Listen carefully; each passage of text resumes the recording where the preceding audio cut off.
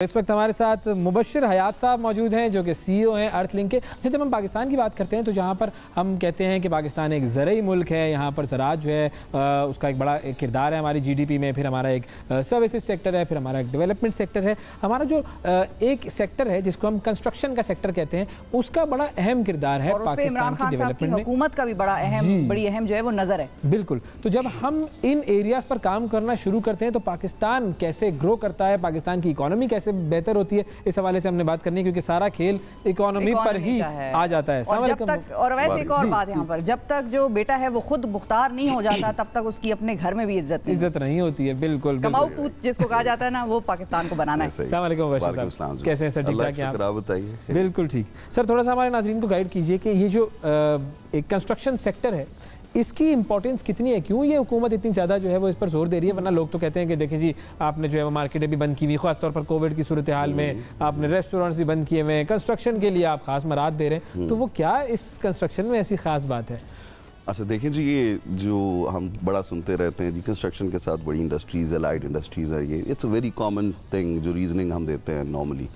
But अगर आप एक इंटरनेशनल फिनोमेना देखते हैं तो infrastructure development is always a major role and key for the development of any nation और any country. So obviously then it links up with the allied industries and बहुत सी ऐसी capital markets, foreign direct investments, बहुत सी चीज़ें आती हैं। पाकिस्तान की रियल एस्टेट मार्केट डिफरेंट है। पाकिस्तान में real estate is a status symbol for individuals, it's like the representation in the society. So बेशक आप दुनिया के किसी कोने में रह रहे हो, आप कितने भी अमीर हो, लेकिन आपको एक प्रॉपर्टी पाकिस्तान में ज़रूर खरीदनी होती है, because you need it back home, आपको वो चाहिए। सो वो जो FDI हमारा आता है उसकी वजह से हमारे जो एक्सपर्ट्स भेजते हैं बाहर से, so that is the major role। हमें तो बेसिकली हमारी इकॉनमी के जो चाहिए इस टाइम पर रिजर्व चाहिए, FDI चाहिए, बाहर से इन्वेस्टमेंट चाहिए, and real estate is the only Avenue right now जिसके ऊपर मेजर आपके FDIs आ रहे हैं। So obviously it is having a direct impact on economy, and obviously वो फिर जब स्प्रेड करती है डिफरेंट इंडस्ट्रीज़ में, जिसमें obviously you have all the labour class जिनको आप पे कर रहे होते हैं। तो गवर्नमेंट का बड़ा अच्छा है, कोविड के दिनों में भी था कि कंस्ट्रक्शन को नहीं रोकना, बिकॉज ऑब्वियसली उसका इम्पैक्ट ट्रिगर डाउन, पूरा रिपल इफेक्ट जाता है हर बंदे तक। पर हमने तो पूरे मुल्कों को सिर्फ और सिर्फ इसी कंस्ट्रक्शन इंडस्ट्री की बुनियाद पर बनते हुए उठते हुए देखा है। मिडिल ईस्ट की पूरी मिसाल इस पर है। The whole of the Manhattan, the New York, they wanted कि जी हमने तमाम जो आपकी जो ब्लैक और जो अफ्रीकन अमेरिकन थे उनको हमने कहीं कंज्यूम करना है, उनकी लेबर को कंज्यूम करना है, तो दे स्टार्टेड अप मैनहट्टन के जिसको स्टार्ट करते हैं, let's start developing that city. और आज उसके डेवलप होने से न्यूयॉर्क, US एक ओवरऑल एक वैल्यू इस्टेब्लिश हुई है, तो लोग भी एकोमोडेट हो जाते हैं और इंडस्ट्री भी चलती है इसकी वजह से। लेकिन हमने एक चीज़ और भी देखी है कि पाकिस्तान में रियल एस्टेट मॉनिटर्ड या उस तरह से कंट्रोल्ड नहीं है।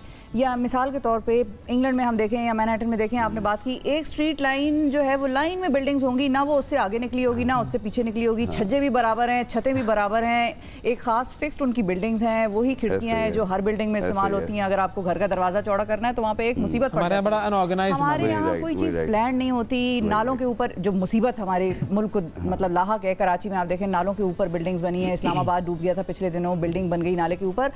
क्यों हम इतना अनप्लान्ड चलते हैं? अनप्लान्ड देखिए जी, सबसे पहली बात ये कि हैविंग सेड दिस कि इसका वॉल्यूम कितना बड़ा है। हमारी एक बदनसीबी रही है कि हमारे पास रेगुलेटरी अथॉरिटी रियल एस्टेट की रही नहीं पाकिस्तान में आज तक नहीं। Is this government is trying to establish one, we are listening के हो रहा है आजकल ही चल रहा है, Khan Sahab is trying to do something about it. उससे पहले जब रेगुलेटरी अथॉरिटी किसी भी इंडस्ट्री में आपके पास नहीं होगी तो obviously people will choose their own ways, वो जैसे भी उनको सूट करेगा वो करेंगे। तो हमारा जो मोटिव है, और जो मैं अगर अपनी पर्सनल कॉज की बात करूँ तो डिफरेंट फोरम्स के ऊपर जो जहाँ भी मैं बात करता हूँ यही है कि पाकिस्तान की रियल एस्टेट इंडस्ट्री के लिए real estate regulatory authority is a compulsion, उसके बगैर कहीं आगे नहीं जा सकती। It's a long term strategy, you should have a long term goal, not a short term. हम फायर फाइटिंग नहीं कर सकते डेली बेसिस के ऊपर, हम चीज़ों को सेट नहीं कर सकते, हमें लॉन्ग टर्म प्रिवेंटिव मेजर्स करने हैं, उसके लिए regulatory authorities very important for अस। तो जब तक वो नहीं होगी, आपकी बात बिल्कुल सही है, things will keep on happening like this, चाहे वो E11 और हम एनवायरनमेंट भी खराब करते हैं उसकी वजह से। डेफिनेटली देखें, प्लानिंग विंग नहीं है आपका, प्लानिंग विंग, फिर उसके बाद इन्फोर्समेंट डिपार्टमेंट जो है, फिर उसके बाद फिर देखें at the end of the day it all comes down to the law enforcement agencies and the authorities कि वो कैसे इंश्योर करा रहे हैं। We are seeing things getting better, इंशाल्लाह we are hoping and all of us are trying, the real estate fraternity is trying कि ये चीज़ें बेहतर हों, हम इतनी इनपुट जितनी दे सकते हैं वो दें, और जितना सपोर्ट कर सकते हैं गवर्नमेंट को उसमें करें, और इंशाल्लाह होगा।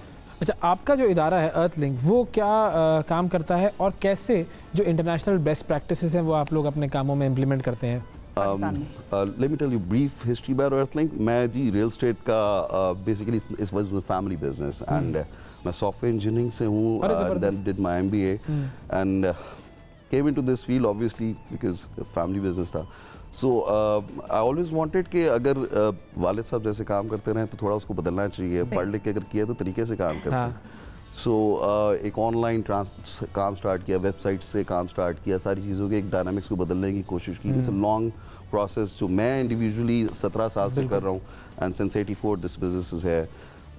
तो हम लोग कोशिश कर रहे हैं, अपनी जो टीम है उसको एजुकेट करते हैं, हमारी जो सेल्स इंडिविजुअल्स हैं उनको एजुकेट करते हैं, हमारी जो ऑपरेशनल डिपार्टमेंट्स हैं उनको एजुकेट करते हैं कि just like any other mutual fund और अ बैंक, रियल स्टेट की ये एक मार्केट में एक रिस्पेक्ट होनी चाहिए, क्रेडिबिलिटी होनी चाहिए कि if somebody invests with you or transacts through you, so he should have that confidence. जैसे मैंने बैंक में पैसे जमा कराए वैसे मेरे वहाँ पर पैसे सिक्योर है. सो हमारा टारगेट ये है कि इस इंडस्ट्री को एक रिस्पेक्ट गेन करवा के देनी है इंशाल्लाह. उसमें और वो ट्रस्ट जो है वो over the period of time जब आपके प्रोजेक्ट्स लोग देखते हैं उससे भी जाहिर है लोगों को पता चलता होगा. तो कुछ अपने प्रोजेक्ट्स का भी थोड़ा सा that is one part of it. The other part is real estate is another thing. हम डेवलपमेंट सेक्टर के अंदर है. Earthlink is basically developing mixed use residential commercial complexes in different areas of Twin Cities as of now. We focused on in Bahria town as well, we in Islamabad as well. And वहाँ पर हम लोग apartment buildings बना रहे हैं, commercial complexes बना रहे हैं. एंड देन उसके बाद एक बहुत बड़ा मेजर प्रॉब्लम जो गैप था मार्केट के अंदर वो ये है कि लोग बिल्डिंग्स बना देते हैं और मैनेज नहीं करते, मेंटेन नहीं करते. So the facility management of those buildings, वो आपसे कुछ चीज़ ले रहा है, खरीद रहा है, उसके बाद आप उसको मैनेज करें, that adds to the value of the building and then it gives you the capital gains and the rental yields. So हमें डाउन टू एवरी कस्टमर सोचना है कि अगर कोई आपके साथ इन्वेस्ट कर रहा है तो उसको कैसे उसको अपने अच्छा रिजल्ट देना है. So we are targeted towards that direction and trying our level best जितना कर सकते हैं इंशाल्लाह. कौन सी ऐसी चीज़ होगी फाइनली मैं आपसे पूछना चाहूँगा कि वो जिस डायरेक्शन में मूव करना चाहिए हुकूमत को पाकिस्तान की कंस्ट्रक्शन सेक्टर को मजीद बूस्ट करने के लिए, वो कौन सा एक काम होगा जो कि फौरी तौर पर होना चाहिए? सबसे पहली real estate regulatory authority. Construction industry का वी हर्ड दैट कंस्ट्रक्शन को एक इंडस्ट्री का दर्जा दिया जा रहा है, बट विद दैट कम्स के जी जो stakeholders of the industry हैं उनको ऑन बोर्ड लिया जाए, उनके सजेशंस के साथ काम किया जाए, थोड़ा सा ब्यूरोक्रेटिक से हट के इसको अगर तरीके से हैंडल किया जाए कि ये इंडस्ट्री पाकिस्तान को फीड कर सकती है और कर रही है इन मैनी वेज.